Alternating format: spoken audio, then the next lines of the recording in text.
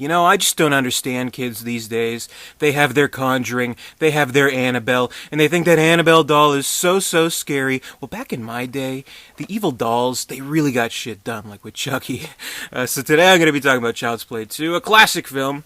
Of course, I've talked about these movies before. If you want to see my old Child's Play videos from about 5 years ago, I've just re-uploaded those, so check that out. But it's Halloween time. It's October. It's the time to reacquaint yourself with your old favorites. And Child's Play 2, it's a very entertaining movie. And if you want to consider the first three like its own kind of trilogy, like the Andy Barclay trilogy, then no doubt Child's Play 2, to me at least, is the best one. Like, they really kind of upped their game with the second movie and production values. It looks like a bigger, more expensive production. The effects are much better, mostly because, well, the original film, it was released through United Artists, MGM. With Child's Play 2 and to the present, with Curse of Chucky, it's Universal Pictures. So I guess you can kind of consider Chucky like a universal monster when you think about it, because what really are these movies other than, trying to bring your fears to life, your nightmares on the big screen, things like that, like with Universal Monsters. I think about like Frankenstein. I was like, wow, finally, with the incredible movie magic of makeup, they brought this Frankenstein monster to life. Like, you actually believe that's the Frankenstein monster on the screen. Or like a man has turned into a werewolf and all that great stuff. Here it's like, okay, the nightmares I've always had about the creepy looking doll coming to life and talking and killing people and all that stuff, it's come to life through the power of incredible special effects in this movie. Like, it's really top notch. So no doubt for me, it's the best one, and it is the most entertaining of the original three, I think.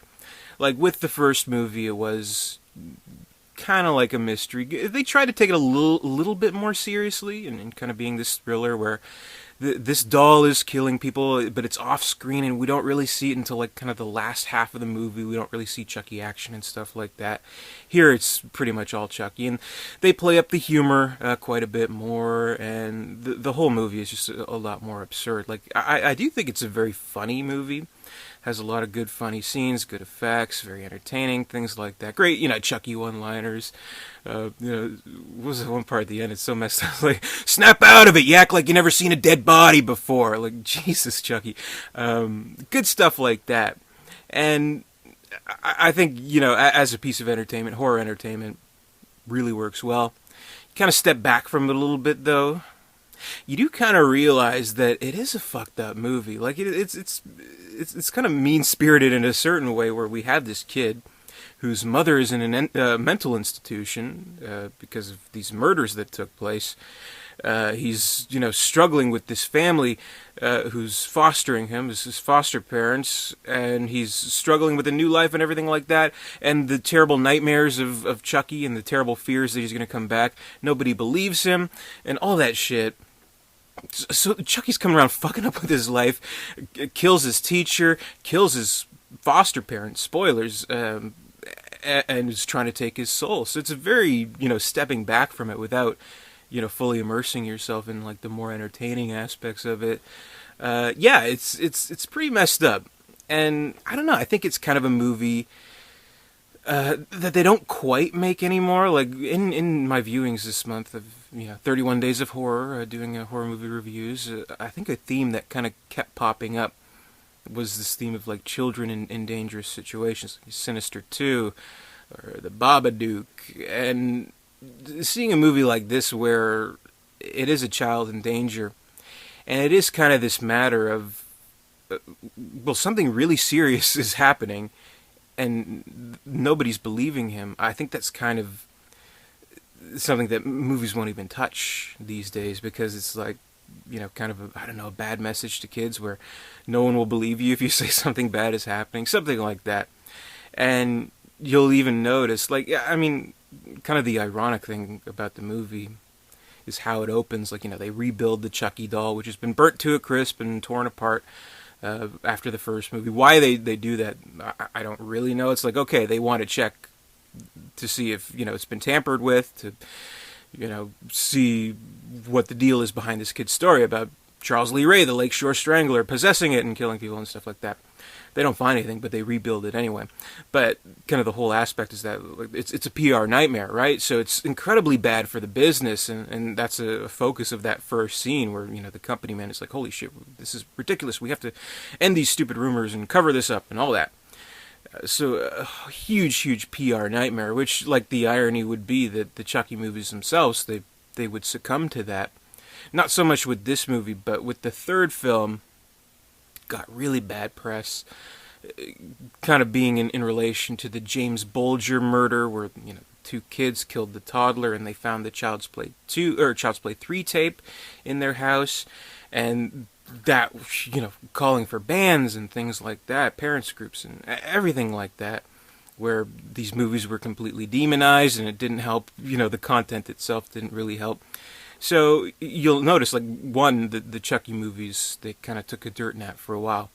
They were laying low for almost 10 years until Bride of Chucky came along. But even with that, you'll notice they completely drop, like, the child aspect of the story. Instead, it's more focused on Chucky and Tiffany and the two young adults, basically, who are, like, in their early 20s or late teens, something like that. So no longer about kids. Even with, like, Curse of Chucky, there's a kid character, but it's not, like, the central focus. So I think this is something that they don't quite make anymore. And even, like, if you think about, like, Sesame Street, remember that? Where, like, Snuffleupagus was, like, Big Bird's imaginary friend, and he'd tell everybody, hey, Snuffleupagus, he's hanging around. They're like, Big Bird, you're crazy, ha ha ha. And so, I don't know, it just sends this bad message to kids, I guess. I don't know, but I watched Child's Play 2 as a kid. I loved it. I thought it was great. I enjoyed it on the same levels as I do now, as a fun piece of horror entertainment that is fiction. I mean, people can tell the difference between reality and fiction. Let's hope so. And I think it's an entertaining movie. I thought everything was just a little bit better about this movie. We have Andy Barclay, Alex Vincent is back in the role. He's improved his acting game a fair amount, but we're able to surround him with a little bit more characters, like with the Jenny Agutter character and the Garrett Graham character and the foster sister, Kyle, who plays a big role, and they kind of have their friendship that builds, and they become kind of a team in the end, which I thought was all really nice. And again, like, bringing the whole story to this climax in the good guy doll factory, I thought it was just great. We see this labyrinth kind of trail of these good guy boxes, which why they would, like, assemble them that way, like in the factory. Okay, let's put these boxes here. Let's make a maze out of it for no reason. Chucky chasing them and all that stuff. And great effects, like amazing effects in the final act of this movie where, his hand is coming off and we'll, like, see the guts inside, and, like, when he gets, like, the hose in his mouth and goes and shit like that. I thought it was great. I thought it was, like, just an incredible showcase of special effects. And as always, I mean, Brad fucking Dourif in the role of Chucky as his voice. Just so incredible. You can tell he's having a lot of fun with this character, and I think this is some of the best that we've seen of Brad Dourif's voice acting and of the character Chucky.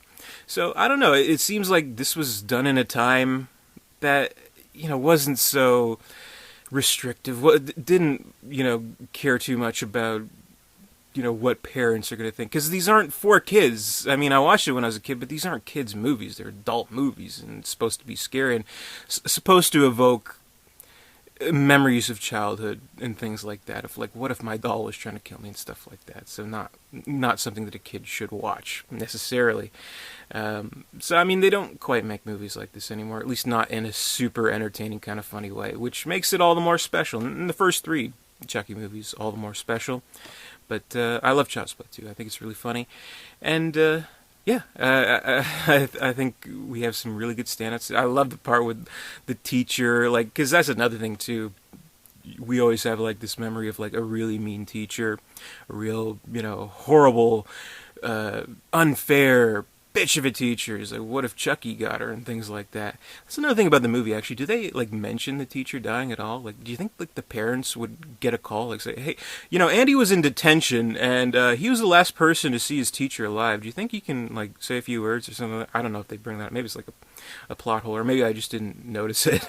But you'd think that would be a whole other aspect to the story, but, whatever. But, it has stuff like that, and it has the childhood fears, and it has, the classic story of this incredible Hollywood magic bringing these nightmares to life, which I think is great.